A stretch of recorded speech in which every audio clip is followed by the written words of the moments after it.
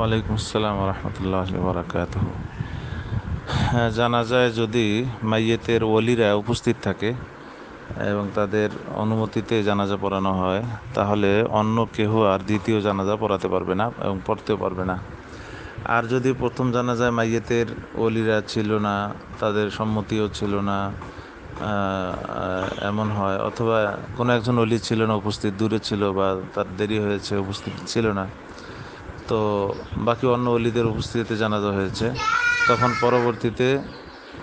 পরবর্তীতে যে ওলি নামাজ পড়ে নেই জানাজা, তিনি জানাজা পড়তে পারবেন এবং তার সাথে অন্যরাও শরীক হতে পারবেন যারা জানাজায় অংশগ্রহণ করে নেই। বেদে জানাজার নামাজ একাধিক পড়া যাবে যদি প্রথম জানাজায় ওলিরা উপস্থিত না থাকে। আর যদি প্রথম জানাজায় ওলিদের উপস্থিতি থাকে, সম্মতি থাকে, তাহলে দ্বিতীয় জানাজা জায়েজ নেই।